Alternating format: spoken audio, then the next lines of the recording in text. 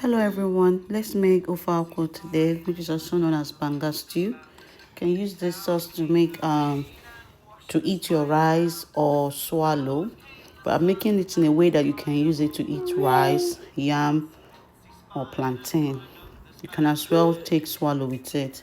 So ready, the banga has been processed and canned. So what I did was to melt it inside warm water or hot water and turn it till it dissolves and becomes watery.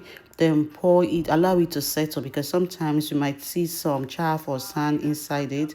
So what I did was to pour it gradually into the pot after I've boiled my protein, and then poured everything while I'm looking at the bottom for chaff or sand. And then after adding it, and I allowed it to boil for some time with the meat and the chicken which I used. Then I added my fish. You can use any fish of your choice.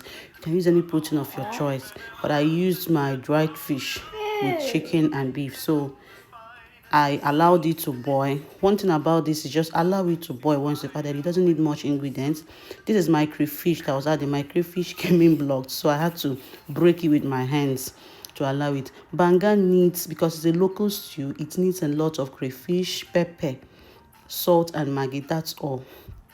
So this is my pepper and onions, which I blended. That was what I added. So onions, pepper, crayfish, seasoning cubes, and salt. It doesn't need curry. It doesn't need all those spices for the tomato stew. So just keep adding your seasoning cubes or salt so you get a very good taste, because banga has its own taste. And remember, you have already boiled your proteins with enough spice. So everything comes in together to give you a very tasty banga stew. So what I was just doing was to add my ingredients and allow to boil. Just keep allowing it to boil. This is why I added my seasoning cube and my salt. That was all. You can use any seasoning cube of your choice. If you want to add meat spice or goat meat spice, it's okay. It's up to you. Just keep adding your seasoning and allow it to boil. While it's boiling, it's thickening. And if you look at my meat, the protein, when I cooked my protein, I allowed the water to dry a little bit. I didn't allow it to dry completely, but there was no water on top of the proteins because the banga already is coming like water, so in the water form. So I poured it in.